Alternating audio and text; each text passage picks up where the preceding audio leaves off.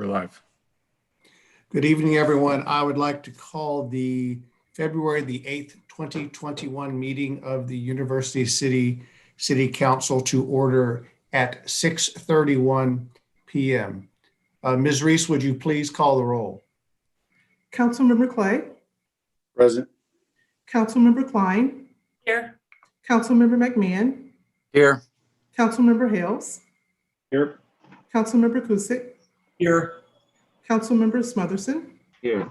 Mayor Crowe. Here. Thank you very much, Ms. Reese. And to all the citizens, by the way, thank you very much for joining us this evening. This is one of those times we're probably all glad to be having a Zoom meeting based on the weather that is outside. In honor of Black History Month, and more importantly, in honor of the talents that we just simply have before us, the City Council and I have extended an invitation to Nishan Bates, who is in the Brittany Middle School 8th grade, who wrote a poem, Young Black Boy. He is joined tonight by his mother, Nicole, and we have asked Nishan to read his poem for us as we begin our City Council meeting. So Nishan, you may want to take yourself off of mute, and we will be ready for you to begin at any point in time. We want to make sure that we just first express to you, thank you so much and your mother for joining us tonight. And thank you for the remarks that you provided to our community back in December. They were beautifully written and incredibly meaningful to our community at an important time in our city's history. Thank you. Ready? Young black boy, where does your heart lie? What kind of world were you created in? When you were born, young black boy, the world stops, the stars align. You are looked at with smiles and laughter. As you grow older, you are played with by strangers, even police in the streets. As you grow older, taller, stronger, you are looked at like a threat, like your color becomes a weapon. Young black boy, you are sent to schools and churches where you are forced to look up to and learn from someone who has no idea what it's like to be a young black boy. Your life is turned upside down.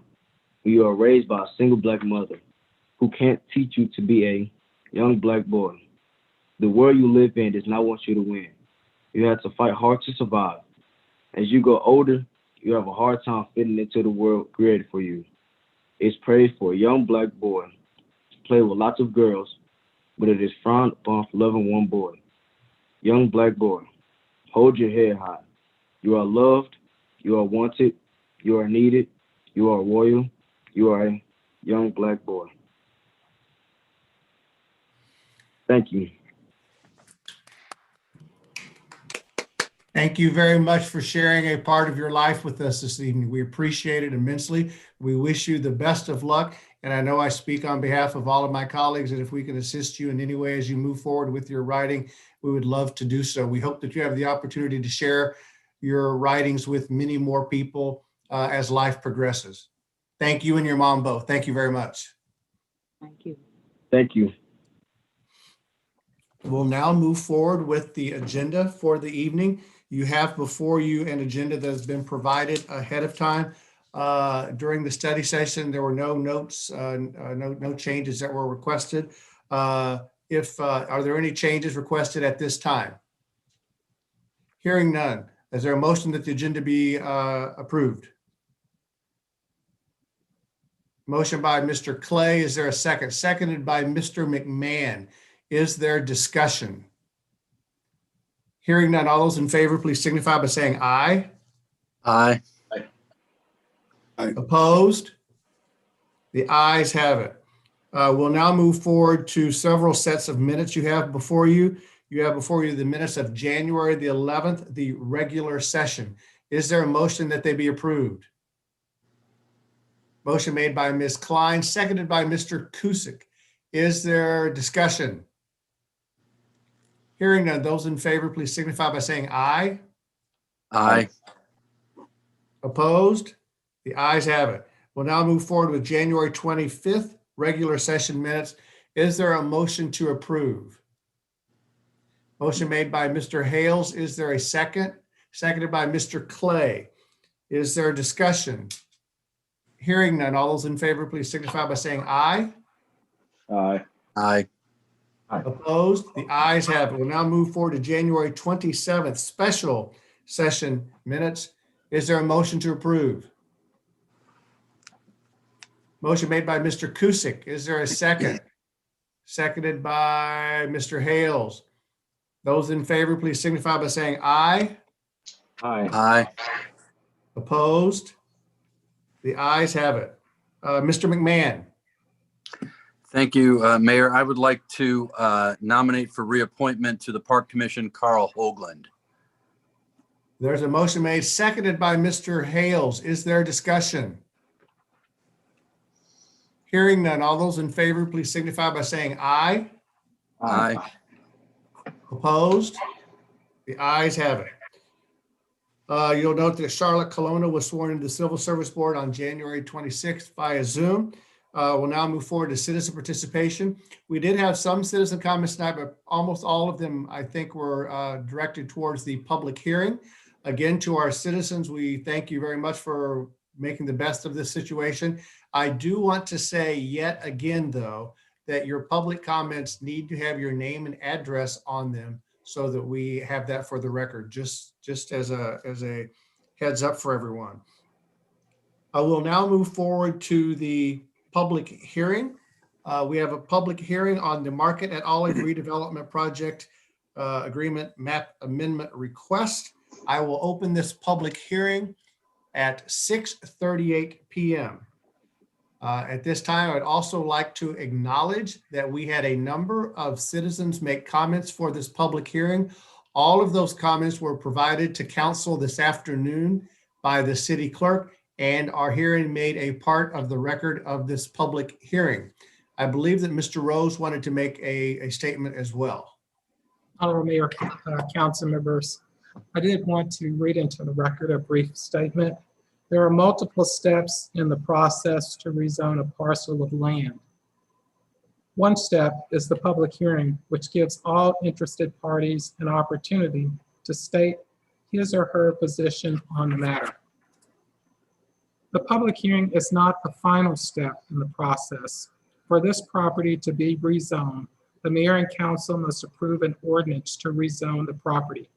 I am recommending council not take a final action to rezone any parcel in the RPA 1 area until Novus Development has control of the property.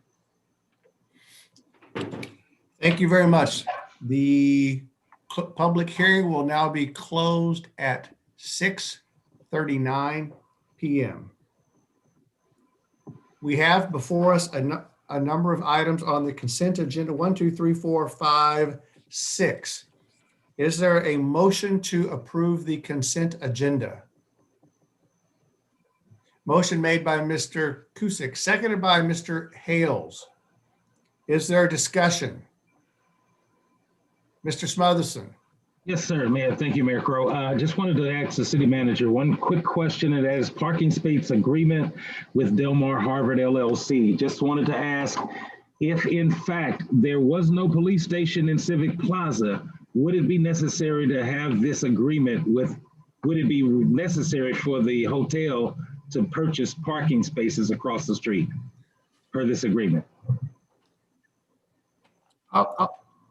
Honorable Mayor, Mayor Pro Tem Smothers, I'm not sure that the having a police station in Civic Plaza impacts the agreement. That has more to do with the use of the property that they actually own. But I'll defer to our city attorney as well as to our director over planning to respond if I'm in error. No, you're correct, Mr. Rose. The land use itself, and per the zoning ordinance, this is being utilized to meet the number of required spaces per the zoning ordinance. So the answer is yes, you would still need to have these parking spaces regardless whether it's there or not. Right, but if we had open space, if the parking lot around City Hall was open, would that still be required to have the spaces in Lot 4? Because they could then have the spaces in the parking lot next to the building. No, you're correct, but you would still have to follow the same process to meet your required parking because we're using Right, I understand a that. parking lot to accommodate the required spaces. Okay. Mr. Clay. Yes. Not necessarily a question about the specific agenda items, but rather a process point. Kaufman, Kingsland, and Moody, the surfacing projects all went to Bollinger, I believe. They were the low bidder. They were separate. They were sent out as separate bid packages. My question is, for this group or any other who bids and is doing construction work or any kind of work, I guess, for that matter, I know we don't have hard and fast quotas, if you will, related to diverse participation with the workforce. But I'm thinking, especially projects like these, they're in our parks. So they are in our communities. Folks will be working on it. How are we addressing, or how could we address the desire to have a diverse representation within the workforce?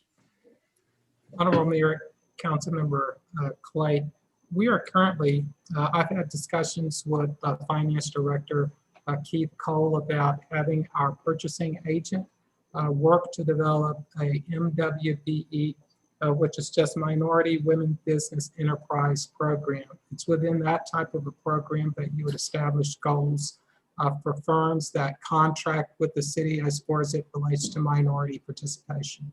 So I know that Mr. Cole is on here. I know that he has a number of projects that he is responsible for in his department, but I did not know if he had any update on the MDWE program, minority participation. Mr. Rose, I do not, but I mean, it's in the works and it's in the process of, it's part of our purchasing policy redo on that manual. And that is part of, it'll be included in that policy. Okay. Honorable It's in the Mayor, works.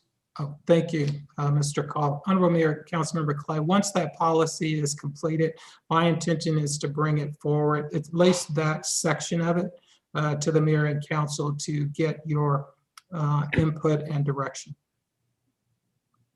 And when do you think that might be? I know there are many projects on the plate, so. If Honorable Mayor, Councilmember Clay, if possible, I'd like, we are coming out of an audit. Actually, it's two audits. One is the internal auditor. So we will have a list of projects from both that audit as well as the audit presentation that you will hear tonight. So we'll need to prioritize those projects that are within that. Once we do, I'll have a better idea of the time frame for getting to this one. So if agreeable to you, we should know within the next 2 weeks what all the projects are and what priority I'm placing on them. Okay, thank you. Any other questions regarding the consent agenda? Yes, sir. Mr. Kusick, sorry. Mayor Crowe. Mr. Rose, I just want to make a comment that I'm happy to see under the Small Business Assistance Program, item I-6, that we are including home-based businesses this time. I think that there have been several, I have been contacted by a couple of people that run home-based businesses, and I think they'll be happy to see that in there. Thank you. Any other questions or comments? Hearing none, all those in favor of the consent agenda, please signify by saying aye. Aye. Aye. Opposed? The ayes have it. Mr. Rose, City Manager's Report. Honorable Mayor and council members, the first item up under the city manager's report is an item that asked you to hear a presentation from the Metropolitan Sewer District on Proposition Y. Mr. Appleson, would you like to introduce this item? Yes, sir. This item discusses a wastewater rate proposal by the Metropolitan St. Louis Sewer District. Mr. Brian Holscher, Executive Director of the district, is here with us to summarize and provide more information.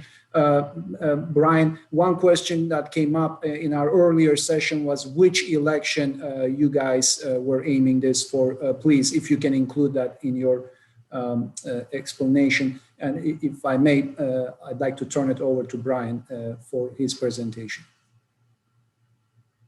Thank you, Sam. Again, Brian Holscher, Executive Director at MSD. I understand you have a one-page, two-sided document. Everybody has a copy of that document of our rate proposal. So I'm going to go over this quickly. This is our Proposition S. That's it. If you turn on the side, it says proposal objective in green. That's the side I'm going to go for, work from. MSD's Project Clear, every 4 years we come to the ratepayers. We ask them how they would like us to fund the next 4 years of our program. This program is based on an agreement we have with the Department of Justice, the EPA, and the Coalition for the Environment. I won't spend time going over them, but you can see under proposal objective, just a quick summation of some of the work that's being done, planning to start $1.6 billion worth of additional capital work this year and the next 3 years. The important part is the chart you see down below you at the middle of the page. Our rate proposal, staff puts together a rate proposal every 4 years. It's sent to our 15-person rate commission. They review it, send a recommendation to our board.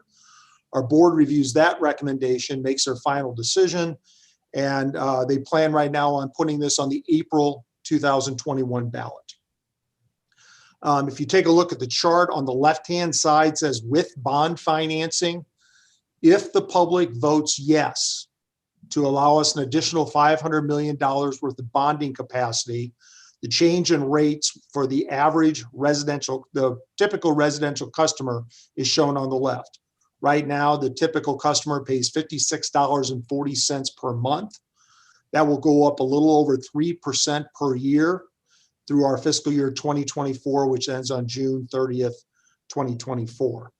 It goes from $56.40, and then in fiscal year 2024, it would be $62.59 for the typical residential customer. That would put us just slightly above the median for wastewater rates, wastewater costs for large wastewater municipalities throughout the country. The voters can also decide not to give us an additional $500 million worth of bonding authority. If they don't, you can see the chart on the right. If they vote no, again, our current rate for the typical residential customer is our typical monthly cost for the residential customer is $56.40. If they vote no for the next 3 years, it goes up an average of 15%, resulting in a monthly cost to the typical residential customer of $86.12 per month. And that's obviously significantly higher than the other. This is a proposal we bring in front of the voters every 4 years. This ballot was originally supposed to be on the April 2020 ballot. Because of the coronavirus, we delayed it for a year to make sure we could get all our communications completed.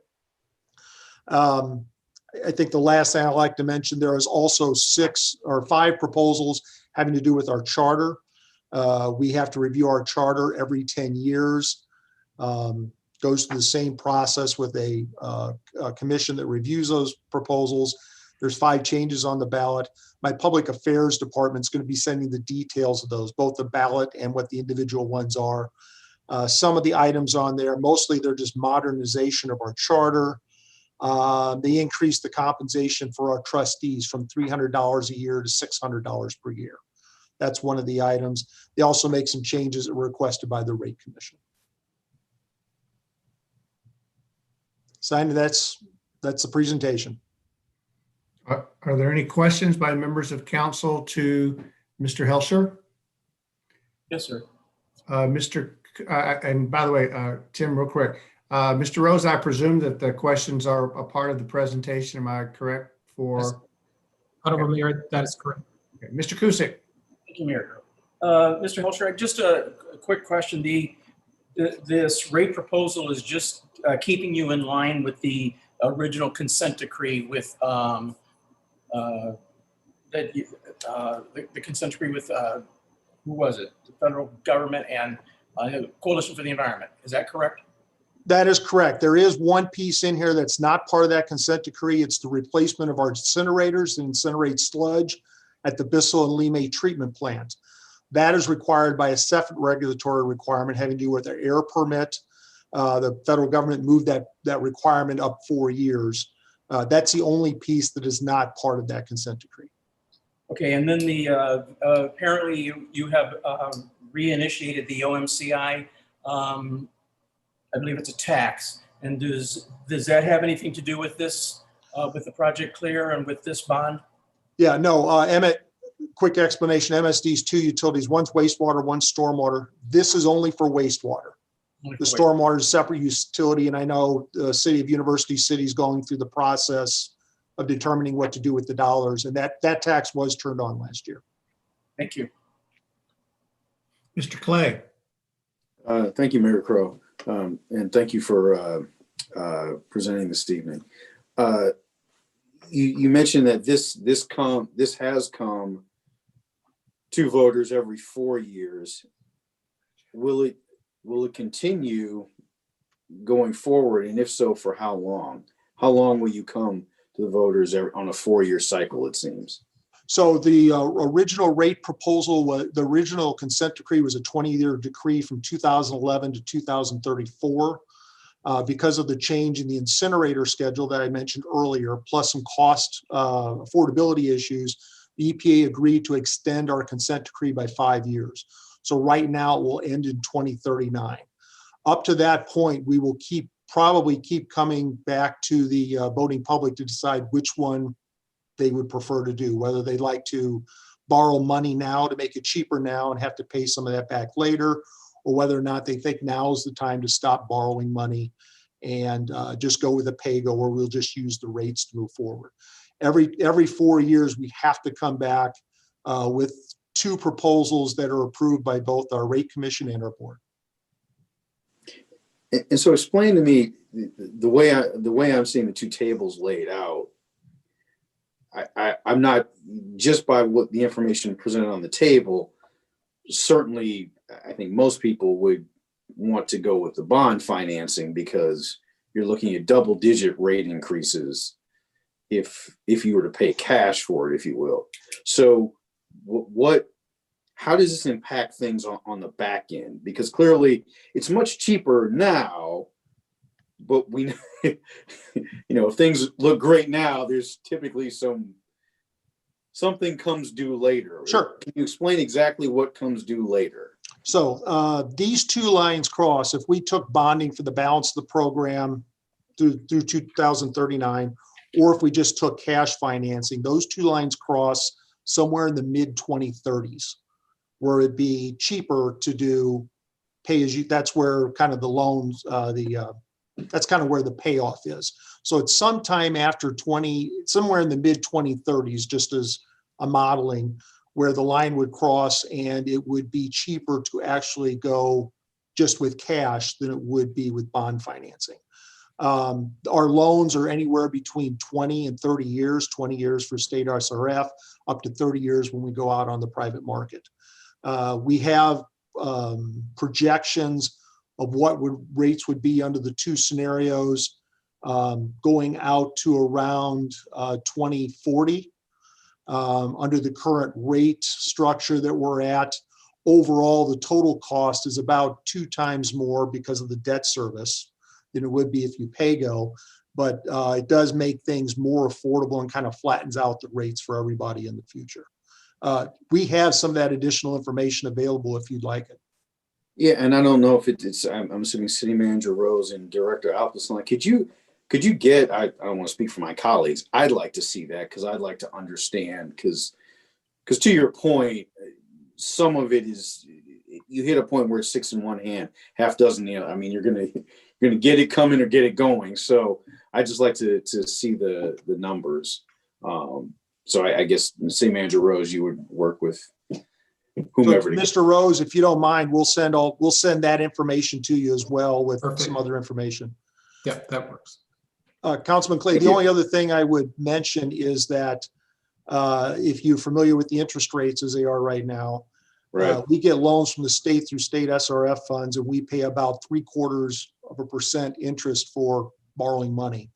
Last time we went out to the open market, which was in December, we maintained a AAA bond rating. We were able, for $120 million bond sale, we were able to get it at 2.75%.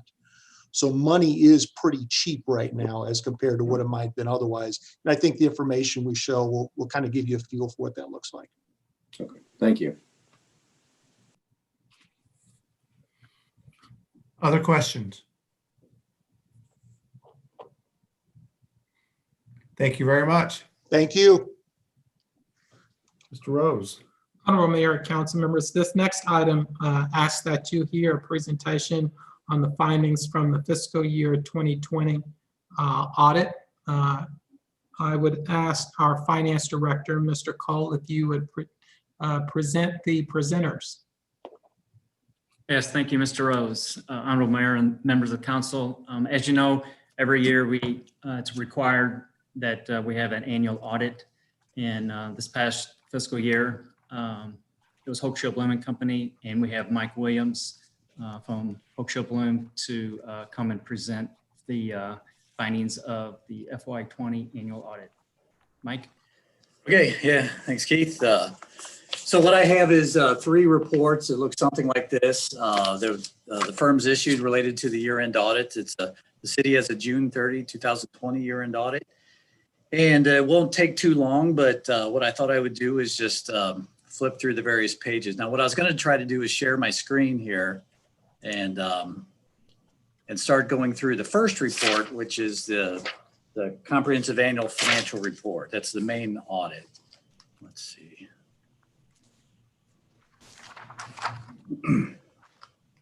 So do you see that? Yep. Yes, we can.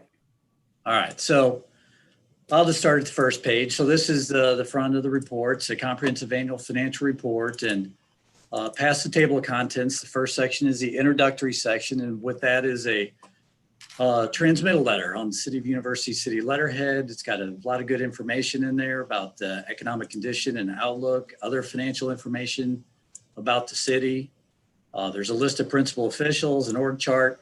And I did want to mention this certificate of achievement for excellence in financial reporting. It's I think good documentation that the city's gone through the steps it needs to take to be awarded this certificate from the GFOA, the Government Finance Officers Association. It's a national association that reviews these audit reports and determines if it's eligible for this certificate. So anyway, I think that's good that the city gets this in order to document its accountability, full disclosure, transparency, things like that. So congratulations to the city on that.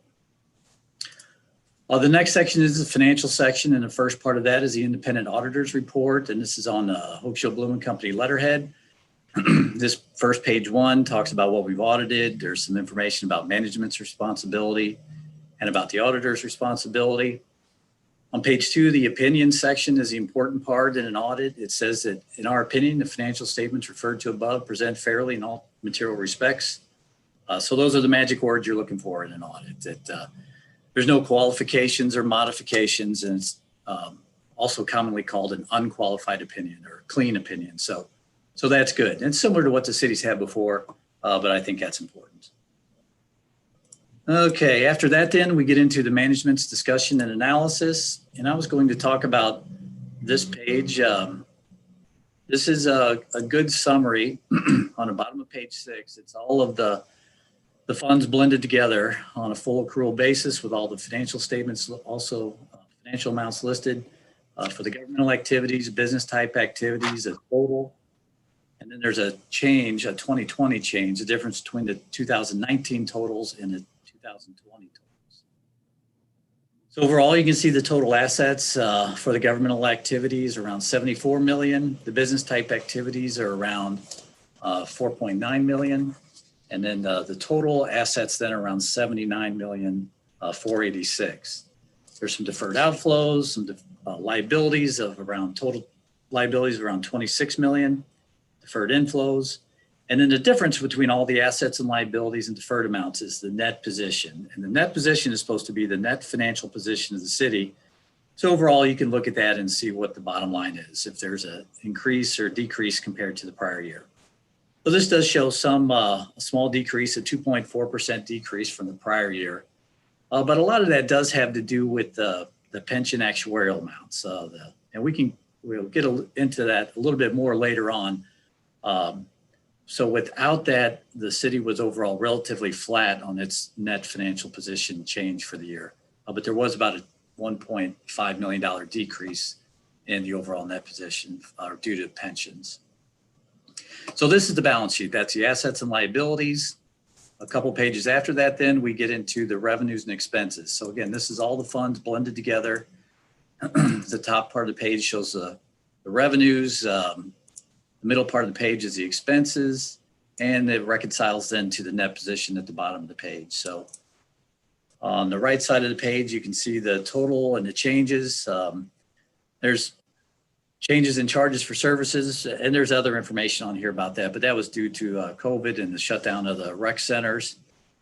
Taxes are also down, and capital grants fluctuate quite a bit based on the amount of grants. Grants go up one year, down the next year quite a bit, so those change a lot. We can see the differences in the expenses throughout the year, and then again, it reconciles to the net position at the bottom of the page. So again, that's the big picture perspective of the fund, of all the funds blended together. The next thing I was going to do is actually go try to find the individual funds. And so that's this page. So this is page 16.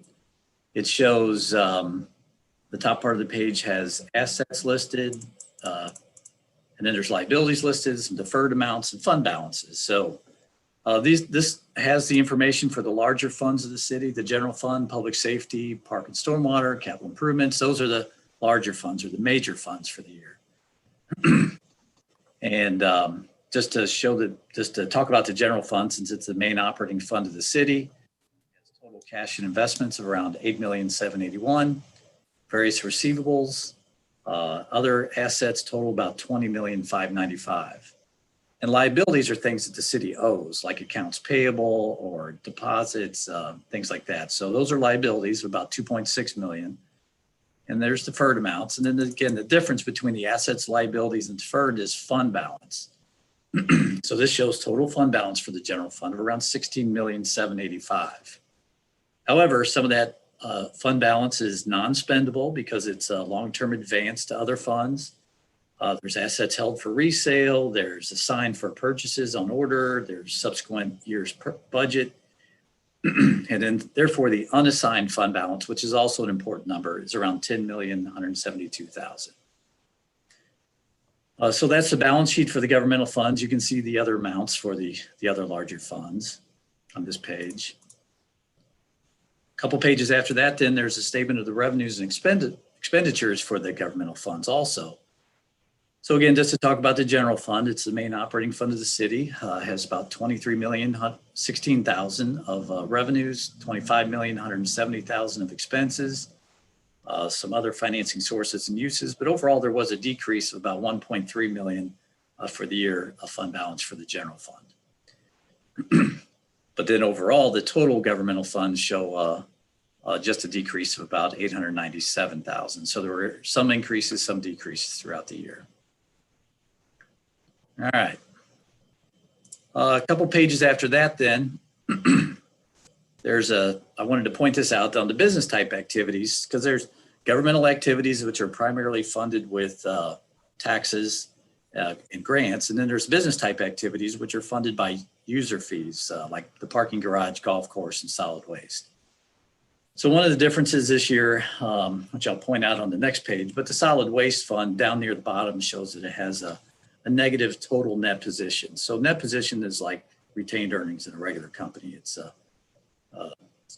like fund balance, but it's called net position in this case, since it's a business type activity. But the solid waste does have $1.5 million in the bank, like golf has $550,000, parking garage has $470,000. And then there's other assets, receivables, and non-current assets are the capital assets. That's building equipment, things like that. Those are capital assets. There's deferred amounts and liabilities, but kind of near the bottom, there's a $1,057,000 worth of net pension liability included in the solid waste fund. So a significant amount of this negative net position is a solid waste fund. So going to the next page then, this page has a summary of the revenues and expenses for the business type activities. And again, you can see the activity on here, parking garage, golf fund, but the bottom line on the solid waste, I just pointing this out that turned negative this year, but that was due to multiple factors, one of those being the pension. There's a cash flow statement. After that, then there's a pension trust fund. Now these are blended together for the pension trust fund, but overall, you can see that there's still positive net position in the pensions, but there was a decrease for the year of about 1.7 million. Some of that having to do with the depreciation on the value of the investments. Okay, so that's the financial statements. Then on page 26 begins the notes to the financial statements. And note A is summary of significant accounting policies. Those don't change much from year to year. Note B, the detailed notes begin on the bottom of page 35. There's information on cash and investments. Page 36 has more details on the cash and investments. The governmental activities are shown at the top of the page. I don't see anything too different there. The fiduciary funds, those are the pension funds. So this has a summary of those investments as of June 30th. Let's see, then capital assets. I'll start on page 39. And capital assets are important just because they're significant costs to the city. They're a significant investment when you buy buildings, equipment, and infrastructure of the city. So the cost of those assets is recorded on here. Then the bottom part of that schedule on the top of page 39 says accumulated depreciation. And that's because once you buy an asset, it starts to depreciate over time. And so this captures the cost of the assets and the depreciation. Let's see, the next page then, page 40 is the business type activities, capital assets, the library capital assets. After that, on page 42, the long-term debt disclosure, I think is important. This shows that the city paid off significant amounts of its long-term liabilities, like its mortgages. The special obligation bonds have decreased or have been paid off. The certificates of participation are down. And the two long-term items on here are the capital leases and the compensated absences. Okay, so that's the long-term debt. Page 43 then begins the pension plan disclosure. Page 44 gets into the non-uniform pension plan, and there's several pages related to the terms of the plan. But on page 46, I wanted to point out that this is the summary of the net pension liability. So this net pension liability amount shows the schedule in the middle of page 46. There's a column for net pension liability, plan fiduciary net position, and net pension liability. So the net pension liability shows that it was about $6,057,000 at the beginning of the year. And that net liability increased to about $8 million for the year. And those amounts are recorded on this schedule. So some increase in the actuarial valuation of the net pension liability. So that's the non-uniform plan. There's other information in here about the outflows and inflows that are amortized over future periods. And then page 48 gets into the police and fire retirement plan. So again, there's a couple of pages of general information about that. And then on page 50, it shows the net pension liability also on here.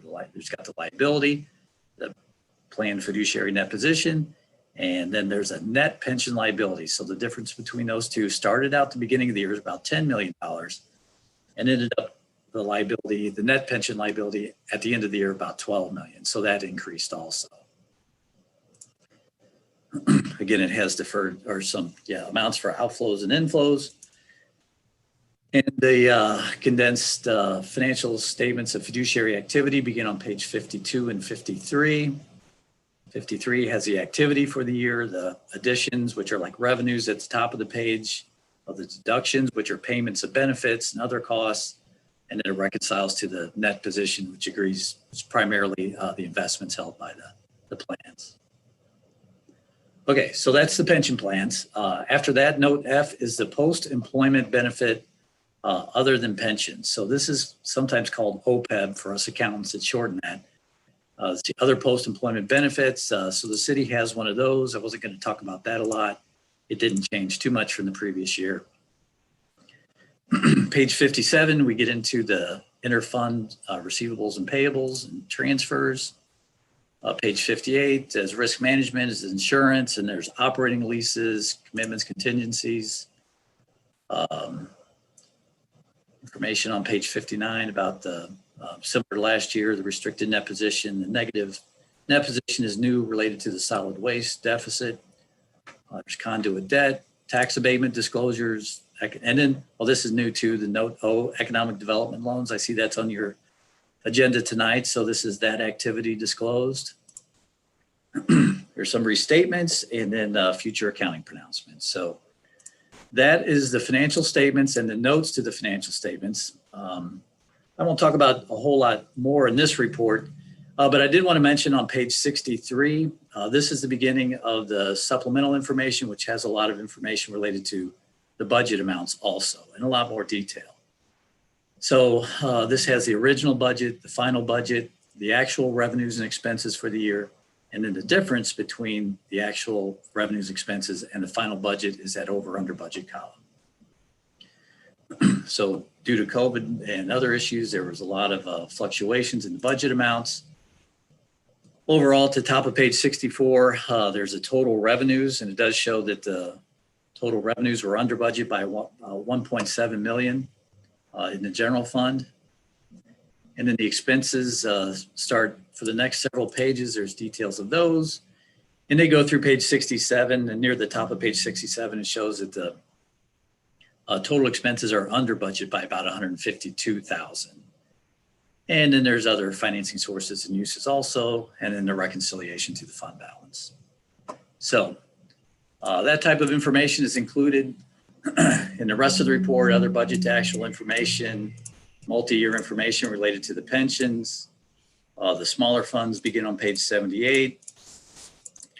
And then there's a lot of statistical information in the back, about 10 years of information. Okay, so let's see here.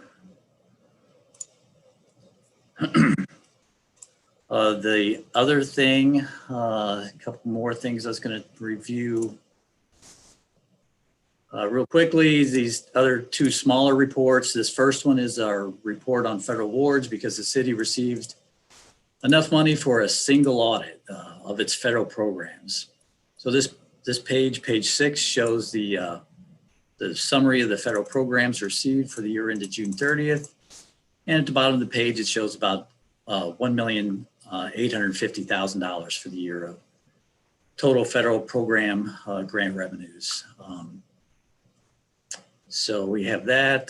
There was one comment related to this report.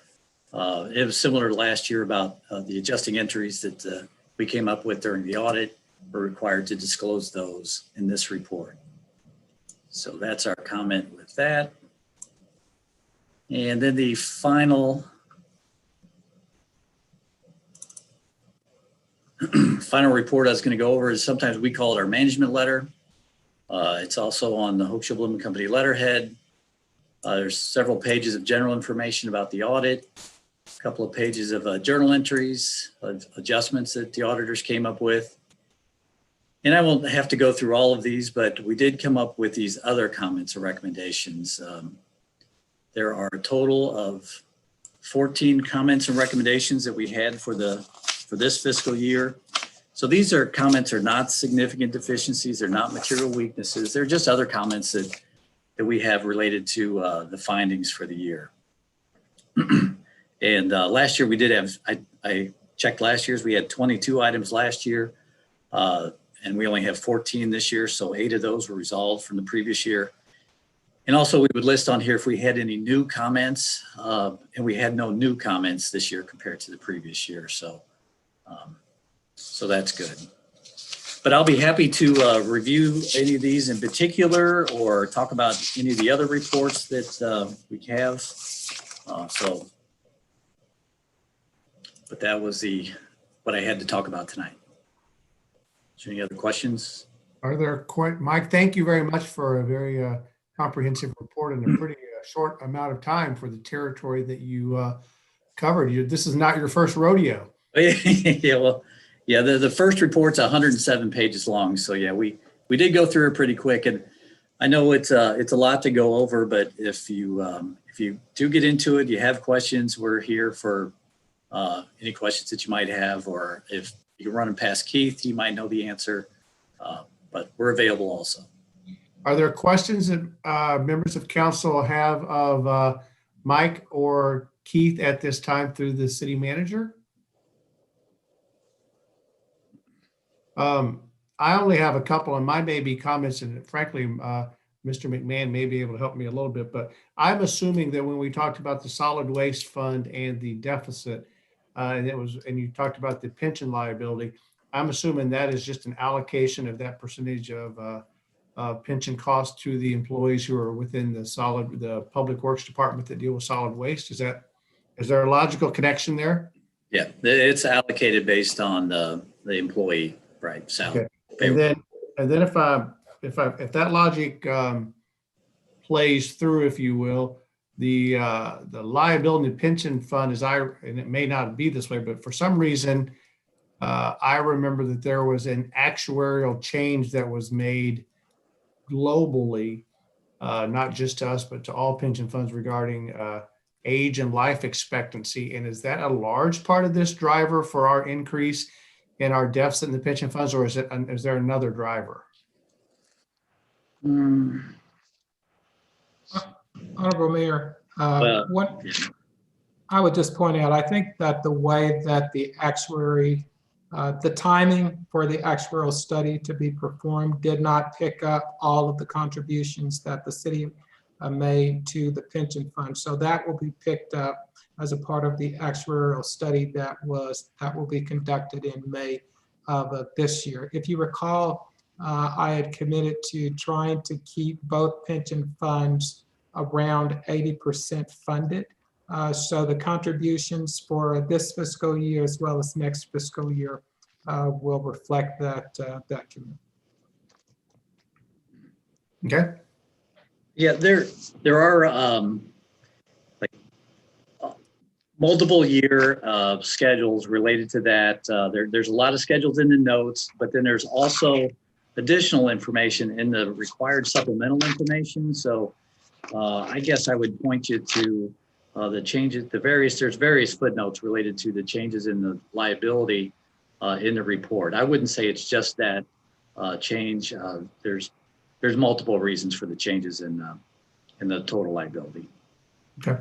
I just think that we've always had this, pension funds have kind of ebbed and flowed over the years. And I think we all know that is something that is hanging out there. I just think when the deficit increases, we just need to all probably just pay greater attention to it. So. Right. Okay. Thank you. Sure. Anything else from anyone else? Hearing nothing. Thank you very much, Mike, for joining us. And Mr. Rose, we'll move on to the next item. Okay. Honorable Thank Mayor, you. thank you. Honorable Mayor and council members, the final item up under the city manager's report is ask that you consider a conditional use permit to accept and approve shared parking exceptions for the proposed True Hotel development. I believe we have our planning director with us, Mr. Cross. Would you like Yes, to sir. present this item? Yes, I'll be brief tonight. I think you're pretty familiar with what this is in reference to as this is associated with the True Hotel. As you all know, the True Hotel came before you for a map amendment to a PDC zoning district and then preliminary plan approval for its mixed use concept that consisted of a hotel and an office complex.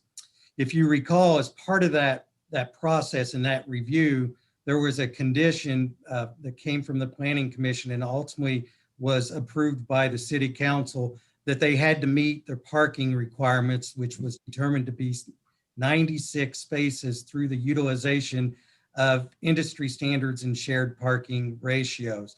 And you saw the agreement that came before you tonight. So you, in a sense, you've already approved that portion of it.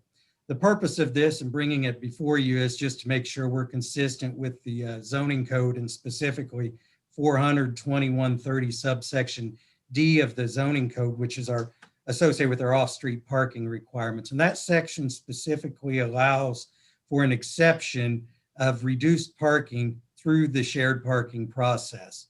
So to be consistent with the intent of our ordinance and the requirements of our code, we have taken this before the Plan Commission. They recommended approval of the conditional use permit for these 17 spaces over on parking lot 4 at their January 27th, 2021 Plan Commission.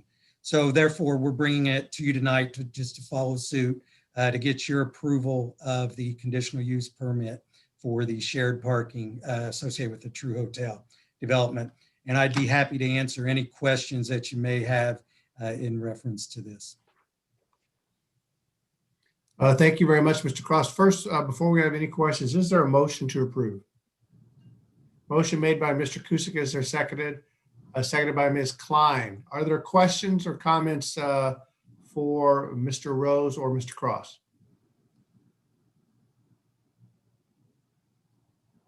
Hearing none. All those in favor, please signify by saying aye. Aye. Aye. Aye. Opposed? The ayes have it. Thank you very much. We'll now move forward to unfinished business, bill number 9423. May we please have the second reading?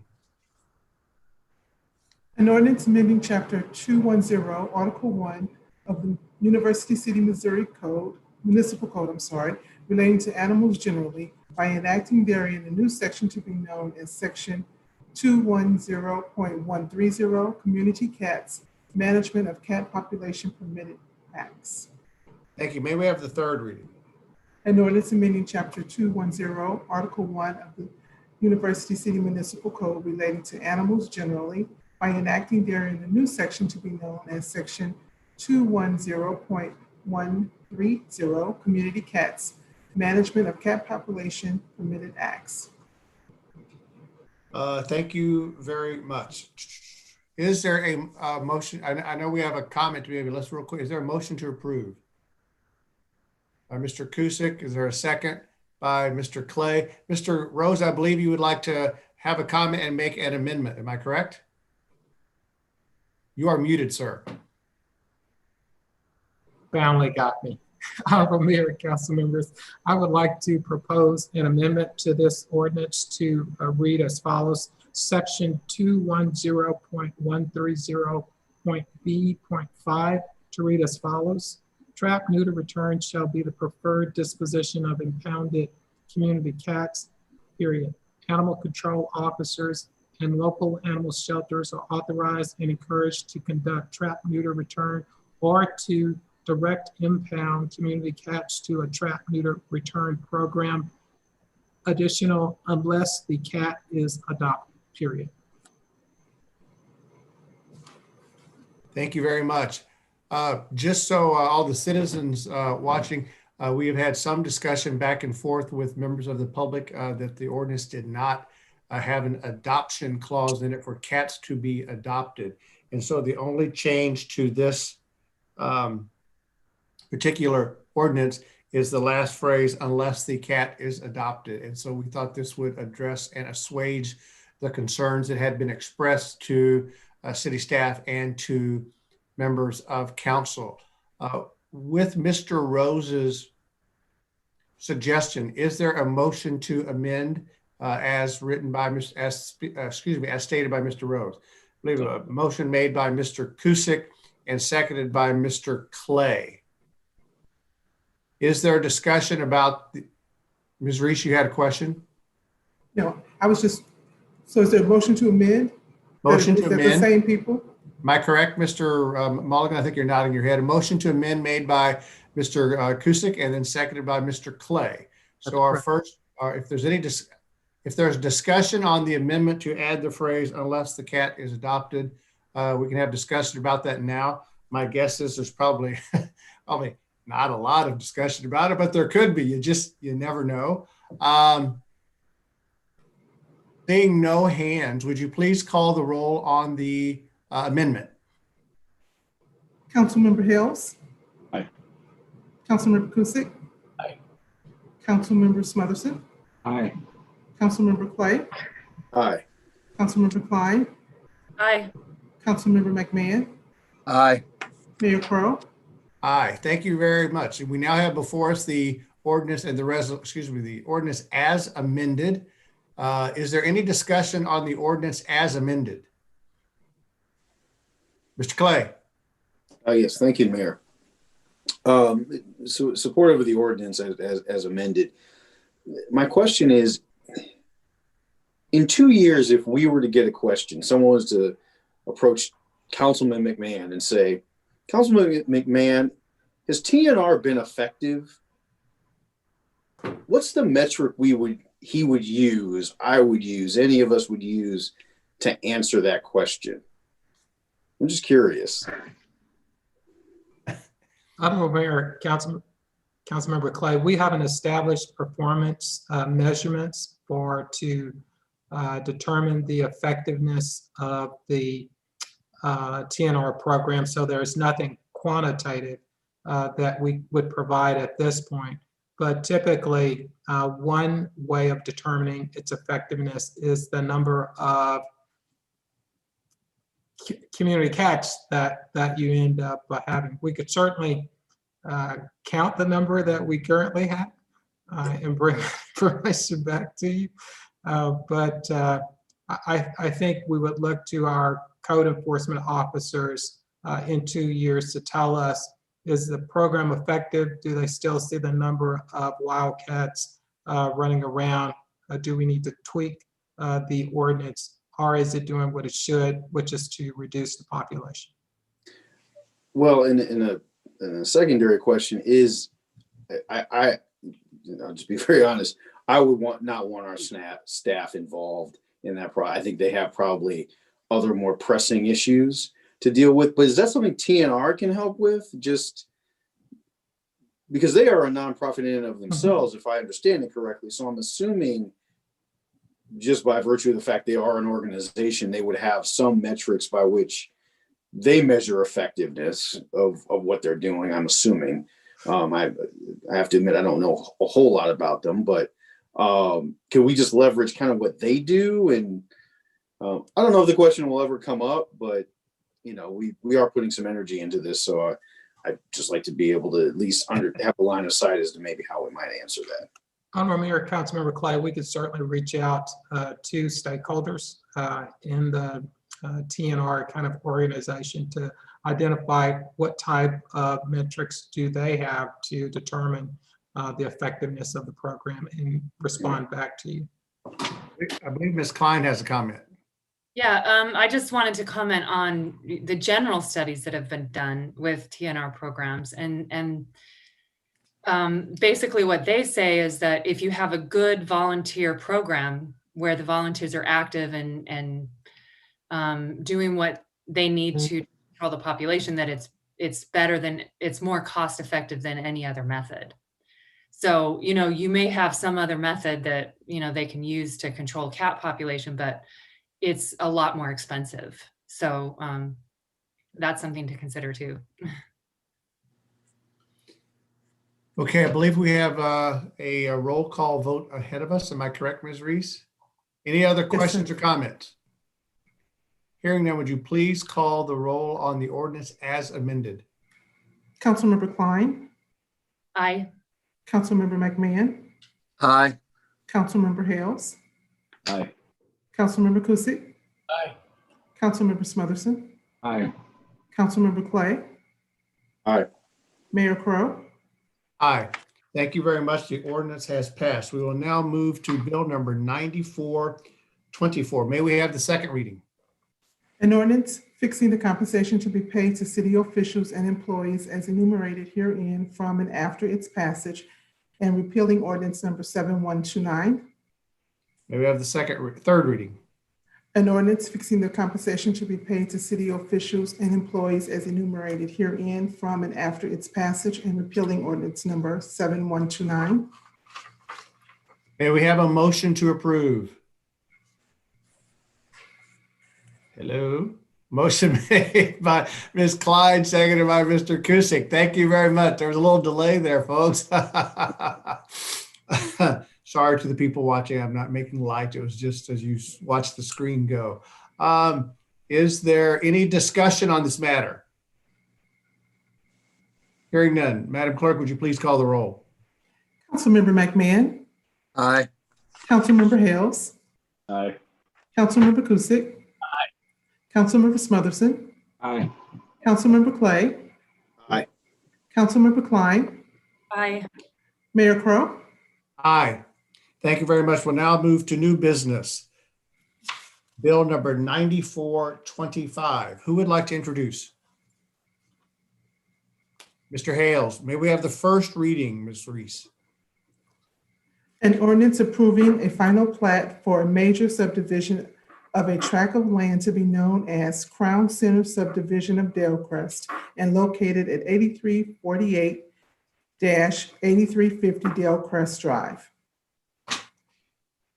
Thank you very much. That concludes the new business for the evening. We'll now move forward to council reports and business. Are there any reports that council members would like to share this evening? Hearing none, can we move to was that a reporter comment or is that a council comment? Mr. Clay. A procedural question for you, Mayor. I wanted to follow up with the public hearing, a couple of questions for the city manager. Is that more appropriate under item M number 4, other discussions in business, or under council comments? Well, we've always tried for questions of the city manager, if you're expecting there to be a response tonight, that they not be questions made during council comments. If you're asking the city manager to make a reply tonight, I would rather you do it during other reports in business, but I also always want to give the city manager the opportunity to have some time before he replies, if such is the case. So you're welcome. I would do it between the two choices you gave me. I would much have it prefer it under the other discussions in business. Okay, I'll wait for that time then. Well, we're there. I think we're Very there. Good. So, City Manager Rose, just wanted to follow up with a couple of questions on the public hearing that we had for the redevelopment and the zoning. So, am I correct that this is a continuation of the ordinance, I believe it's 9421, that was introduced on January 11th? Honorable Mayor, Councilmember Clay, typically we marry up both the public hearing as well as with the ordinance. Because I'm recommending that the council not take any action that would actually be the final step in the rezoning process. That's why you have the public hearing tonight, but without the ordinance being presented this one. So yes, that's correct. And typically what we do is, we would have the first reading of an ordinance. In this case, because it involves zoning, there's a public hearing. And then the next meeting, we would have the second and third reading. So essentially there's a 2-meeting process for approval. We've operated differently because, again, your conclusion is we shouldn't act on this until such time that the developer has the site under control. Is that correct? Honorable Mayor, Councilmember Clay, that is correct. So if I'm on Richard, I own a house on Richard. Today is Monday, February 8th. I wake up tomorrow. What has changed as a result of the public hearing that took place tonight? Will anything be different for me tomorrow morning? Honorable Mayor, Councilmember Clay, there's no change that would impact any of the residents within the residents or businesses within the RPA 1 based upon the public hearing tonight. So this will not, and again, our typical process is we'd have the public hearing and then subsequent meeting, typically the next meeting, we would move to approval. We are delaying that process until such time that the developer has site control. So nothing is changing as of this moment, correct? Honorable Mayor, Councilmember Clegg, that is correct. Okay. All right. Thank you very much. Just real quickly to everyone, I've noticed on my computer, I'm getting some instability issues. So if I drop off at all as we move forward, I'm sure that the Mayor Pro Tem will jump in. Are you able to hear me right now? Yes. Okay, thank you. Okay. Any other comments or questions under council reports and business? If not, we will move into council comments. Are there any council comments this evening?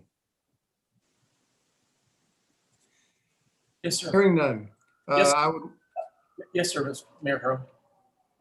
Oh, I'm sorry, Mr. Kusick. Thank you. Yes. Councilmember Klein and I would like to announce that we are going to be holding a Zoom meeting to take place on Wednesday, February the 17th at 6:30 p.m.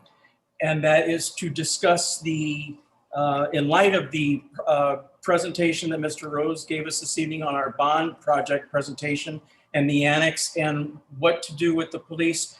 Councilmember Klein and I are going to proceed with the Zoom meeting. We will be sending out invitations to those people that are already on our mailing lists. If there are others that would like, in the second ward, that would like to attend this meeting, if they would get a hold of us, and they can do so through the email addresses that are posted on the city's website, we would be happy to include them. And we are going to ask residents of the second ward that respond to RSVP, so that if we do get an overwhelming response to this, then we would possibly have a second meeting. And in this meeting, we would like to present findings that we were given this evening, as well as just find out from our residents in the second ward what they think about this, and if they have any options or want to bring any other opinions to the table. And I will ask Ms. Klein if she wants to say anything about this also. I think you covered it all. Thank you. Thank you. Any other comments? Mr. Clay? Not to be outdone, Councilman Smotherson and I will see your second ward meeting on the 17th and raise you one. A third ward meeting this February 11th, this Thursday.